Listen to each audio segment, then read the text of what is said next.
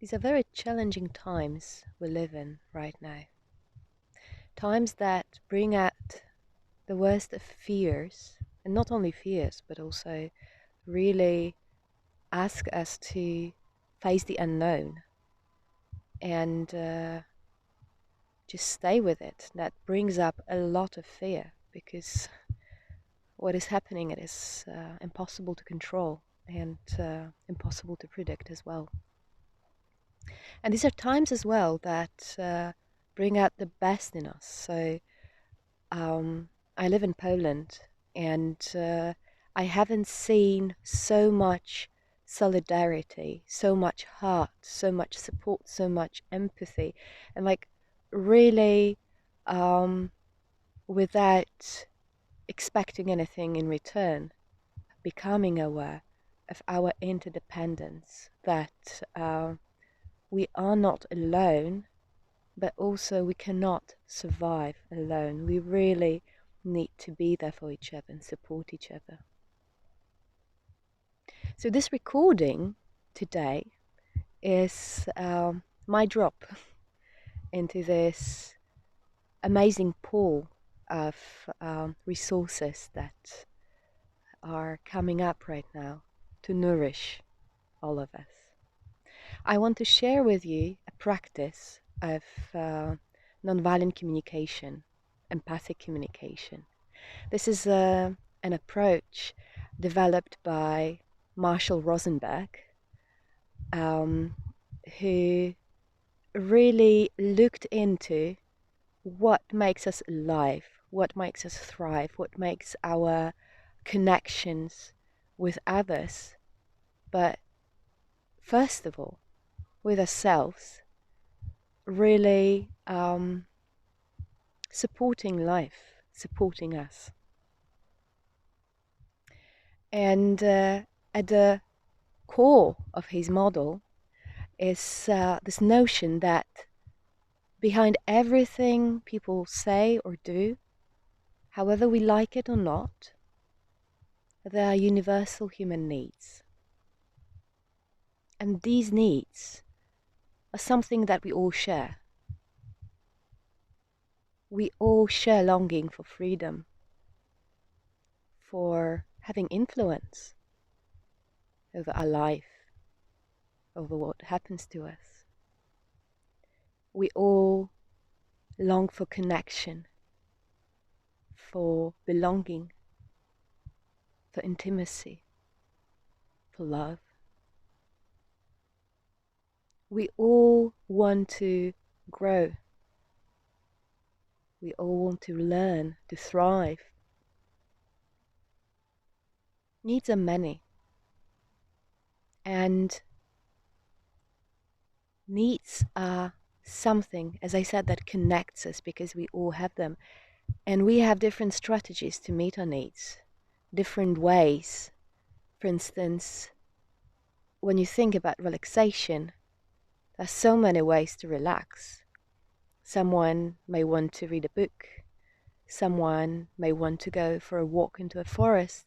And another person wants to listen to heavy metal music. So we may not enjoy each other's strategies, but the underlying needs are the same.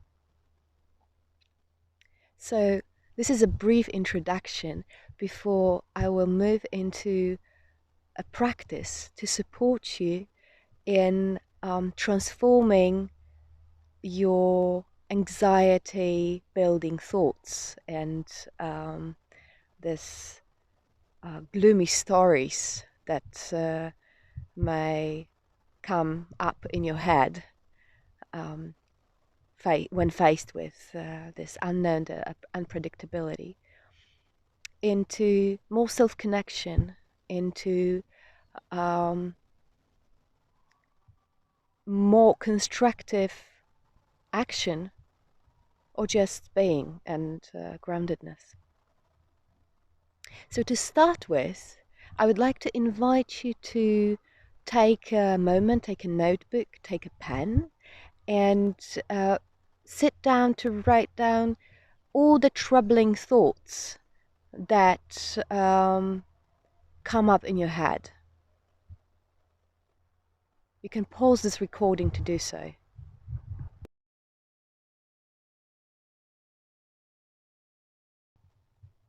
So, whenever you're ready, I would like to invite you to take the first step. The first step is the first key to connection, as I learned from Marshall. This key is about our ability to differentiate between facts and the meaning we assign to them, the stories we make based on the facts. So, what I would like to invite you to do right now is take a look at this list and read it out loud, but before you do so, in front of every sentence that you wrote down, add, I have a thought that, or I'm telling myself that. And just notice what happens as you do so, as you do this little thing, how it impacts how you feel. Just take a moment to do that.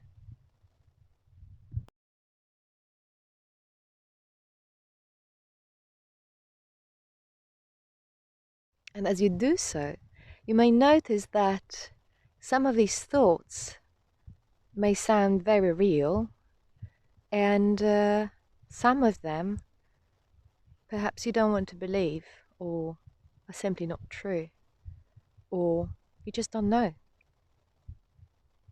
And that's all okay. It's more about getting a little bit more distance, a little bit more space between you and your thoughts. Seeing them as, I would even say beings, like separate beings. They come and go like clouds, they appear, and when we believe them, when we treat them as reality, they take over and they create, or they may create, a lot of tumultuous emotions and a lot of anxiety.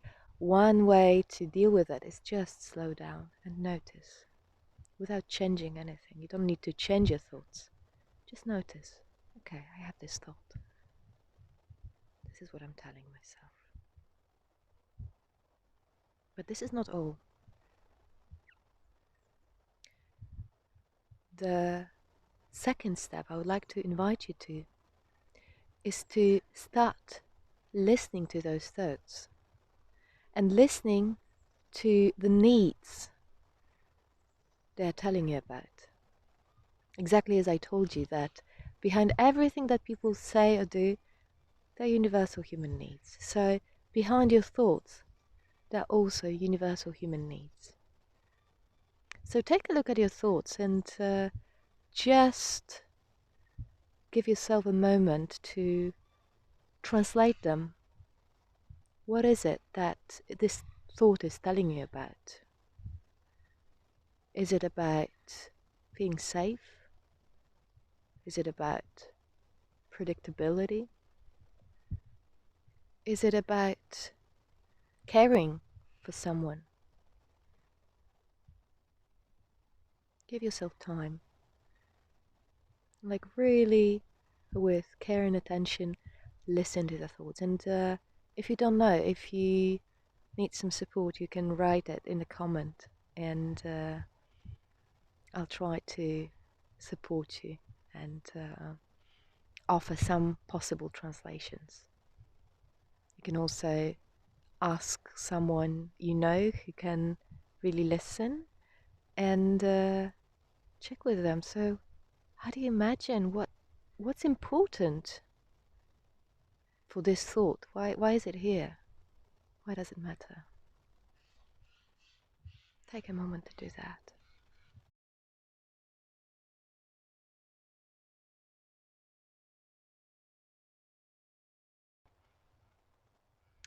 Okay, so whenever you're ready, now is the time for step number 3. I would like you to look at these needs that you have identified. Some of them may be kind of creating a reaction of, yeah, right. And for some of them, I imagine that just noticing them may have created a deep resonance in you, a kind of relaxation coming from an acknowledgement. And I'd like to take this one step further, one step deeper. I would like you to take each and every one of this word and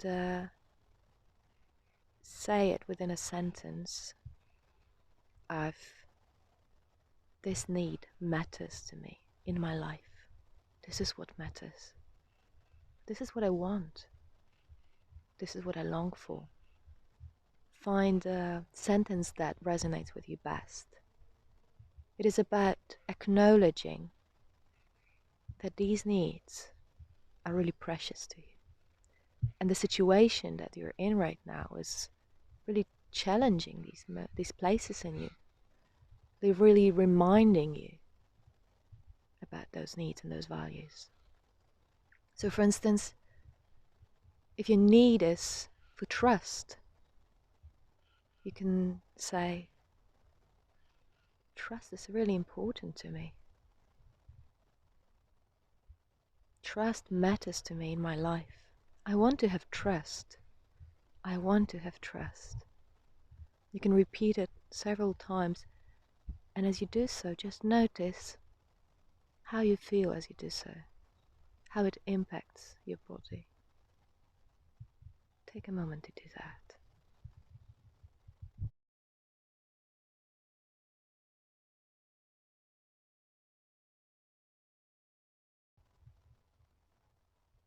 And now, another step and another hint. So, some of you probably know that the way our mind works, which is also which also has an underlying need behind it, is that it focuses on things that don't work, that are possibly threatening. Of course, the aim is, or the underlying need is to take care of our safety. However, in moments of being in the unknown, this may create a lot of anxiety, a lot of fear. So what I would like to invite you to right now is to take a look at these needs that you identified, especially those that resonate the most, and give yourself time to see where these needs are already met in your life or for you. Just really take your time. And you can also ask your close ones to help you with that. Where is it? Where do you have it? In which moments? These can be really everyday situations. Like when I'm thinking about trust, what is it that I trust already? For instance, I trust the gravity. You know, I wake up every day, gravity works. Earth is still there. The sun is shining. I have air to breathe. This I can trust. And again, notice how it impacts your feelings, how it impacts your body when you notice that. Take a moment to do that.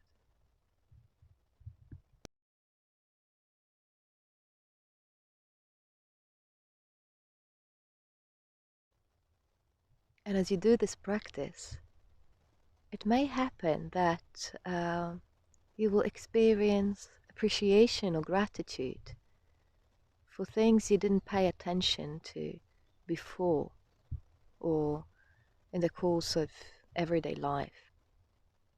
So see if there is any way how you'd like to express this appreciation.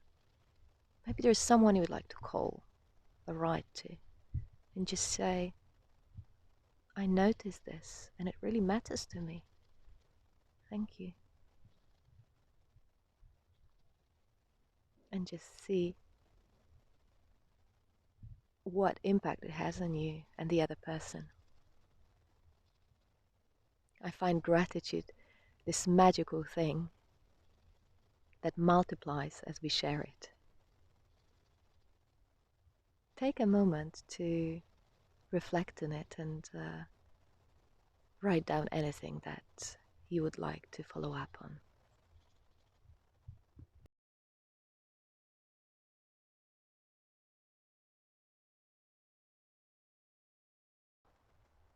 And here comes the next step.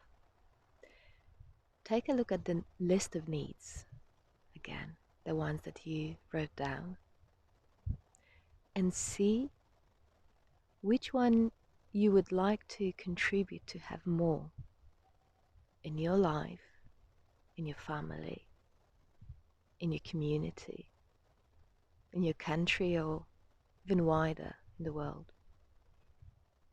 And see what can you do.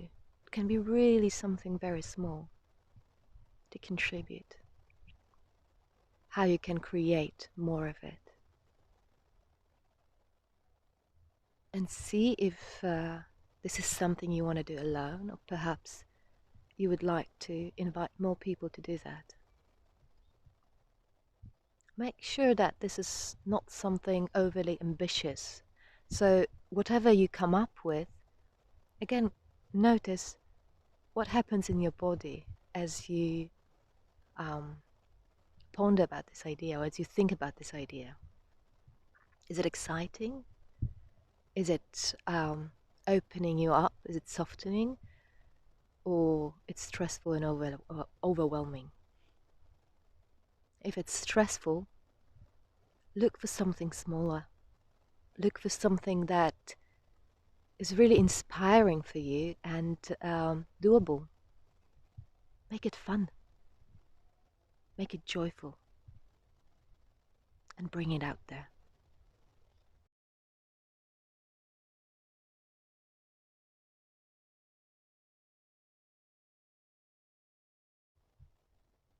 I hope you enjoyed these steps. And I'm also curious, how are you right now? How are you feeling after going through this practice? Please write, please share. And if this practice supported you, please share the video with your friends or other people who could benefit from it. If you would like to get to know more about nonviolent communication, one way to do that is to join an online offering which is gift-based. So however much you're willing to contribute, you're welcome to. It's a gift of my heart, and I am enjoying to receive gifts from your hearts. You can find it on Facebook page, Empowered Living, ENG, like for English, because I'm running a website in Polish as well. As I come from Poland, and behind me you can find a Polish forest. But also you can find offerings, on a lot of offerings online, and possibly trainers in your local community. You can go to website cnbc.org and find more information there about NBC and about local trainers. Have a good day.